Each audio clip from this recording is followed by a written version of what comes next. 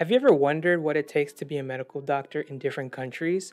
The path is surprisingly different than what it is in the US, and today I'm going to explain a few different countries and their process through medical school.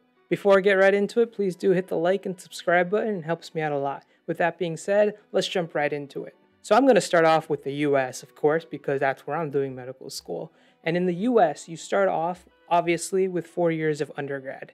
And the 4 years of undergrad can be in any degree that you want. It could be even in English. But there's an important thing that you must consider.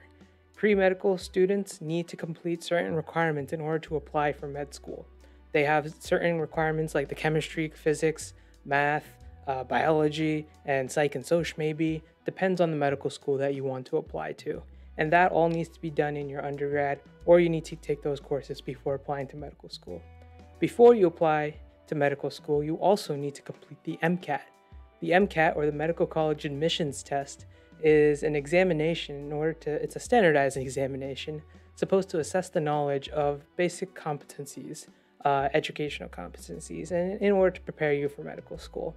And that must be taken before you apply to medical school, along with the application, including all your letters of recommendation and all those good things that so much fun to do. After that, you got to complete your medical school journey, and that's 4 years if you do a traditional MD. And those 4 years, the first 2 years are usually didactic. They are the non-clinical years where you're in a classroom learning about everything, the normal and the abnormal about the human body. And all of that is going to be integrated into your last 2 years of medical school, the clinical years. And in those years, you're actually doing actual hands-on work with patients, obviously supervised. And in between those years, you're going to have to take step one. Step one is part one of the USMLE, the medical licensing exam in the United States in order to become a doctor. You also need to complete step 2 before you graduate med school. And once you're done with all the parts of the USMLE, then you become an MD. But the fun doesn't stop there. Then you got to do residency right after if you want to actually practice medicine by yourself. Residency can take anywhere from 2 to 9 years. And if you want to do a fellowship on top of that to become even more specialized, that's another 1 to 2 years. And all of that is after med school. And a typical residency is about 4 years, depends on the specialty though.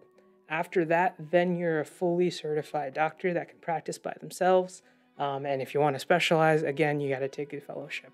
But after that, after high school, that's a total of 12 years that you need to dedicate more time into become a doctor. Now that sounds really fun, right? Like becoming a doctor, 12 more years, that's like another round of all the schooling that you had from elementary to high school. So much fun. Well, in Canada, if you're up north, hey brothers and sisters, yep, it's basically the same thing. You got to do the undergrad pre-med, and they surprisingly can also take the MCAT, but they do have a few different requirements. Most notably is that if you're in Canada, you must be a resident of Canada in order to apply for med school and become a doctor in Canada. You need like proof of residency, and there might be some different sort of criteria if you want to be an international student and all that. But in general, Canada is largely the same as the United States. So if you're in Canada or the US, basically almost the same. And once you do get a MD in the US and Canada, I think there's like a lot more leniency in terms of where you can practice. You might need to get a little recertifications here and there, but it's much easier than if you're coming from across the Atlantic or Pacific. Now, a lot of countries actually don't even follow those 12 years that you need to do after high school in order to become a doctor. And they have a few different paths. And most interestingly is in a lot of Asian countries. Most notably is India. India has a path that's not like what you normally expect from the US or Canada. In India, you actually have to do starting medicine right after high school is an MBBS. An MBBS, or Bachelor's in Medicine and Bachelor's of Surgery, is basically your bachelor's degree, but you start right after high school. So if you know you want to become a doctor at age 18, you can go right into med school, right into doing your MBBS. And that is kind of crazy to think about and actually saves a lot of time because it's only 6 years. After 6 years, you got your bachelor's degree in medicine. And that's kind of like weird to think about because in the US, it's like you don't really become a doctor until you finish your MD at med school. But you're considered a doctor after your MBBS. Like, you're still called like a doctor by all your friends and family. However, if you want the title of MD in India, you need to do more training. The training can like be like 2 to 3 years. It depends on the location. But you could do the training and become specialized in something. But overall, like, it's like a much more streamlined process and much faster. It can take 8 years, 9 years over there to become a fully fledged doctor, while in the US and Canada, it can take like 12 years, including residency, obviously. If you consider that, India is actually the place where you can get your doctorate degree the fastest you can practice. And if you want to come over to, let's say, the United States after getting your degree in India, all you need to do is get your medical licensing exam in America, and that includes passing the USMLE. And if you have certain criteria, you might be able to negotiate with the hospital in order to practice a specific specialty, but it's not too bad. Those 6 years in India is actually, once you break it down, actually even shorter, like 4.5 years of your actual educational training, and they may be up to like a year, year and a half or so doing a fellowship, sort of like a residency or like a sort of like an internship. So all of those kind of factor into that total of 6 years. So it's actually much faster and one of the fastest places you can get your degree. But wait, there's more, because you could actually complete your degree in 5 years. Kenya and China and a lot of other countries in Asia, South America, Africa, they might even have 5-year programs. Well, that's not it, because after those 5 years, you might have to do a 12 to 16-month residency after that. So it adds up to be a little bit more than 6 years. But you get your degree in 5 years without having to go through the hassle of undergrad. Now, one of the most influential places in the country is Europe, and including the EU and obviously the UK. And they have a completely different system as well.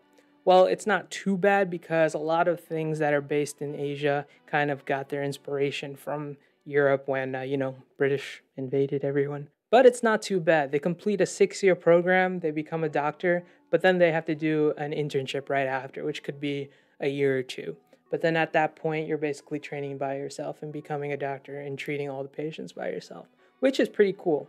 Now, in Europe, they do have the NIH system, which is the National Healthcare System. I wish we had that. But yeah, in terms of that, you actually do get like a stipend a little bit in certain countries. I know France does have a stipend once you go through and go towards the end of your medical training before you become a doctor. You actually get paid to study medicine. But also the fees are a little bit lower. And also, as a doctor, your salary is not quite as comparable as to what you get in the US and Canada. Given that US and Canada do have high medical school tuitions, and they also have fairly good salaries in order to pay off that tuition. Plus, the United States and Canada, they have a lot more nuances in terms of politics. In the United States, at least, insurance is privatized. There is government insurance, but it's not as good, and private insurance can be expensive, and that all leads to basically extortion and higher prices, and basically trying to get every last penny out from that insurance companies can get. In turn, costs go up and salaries need to go up as well. So hats off to you, NIH. You get to provide healthcare at a reasonable cost to everyone, no matter what. And I think that's a great idea and a great sort of format that I think the US can learn a lot from. So with that being said, that's some exposure through the different medical programs throughout the world. Let me know what you think. I think that there is some sense in all of this, and some like, oh my God, how do they even do that? Like, what do they even learn? Yeah, it's a lot. And yeah, it's a fun process at the end anyway. So with that being said, please do hit the like button and subscribe. It helps me out a lot. And I'll see you next time.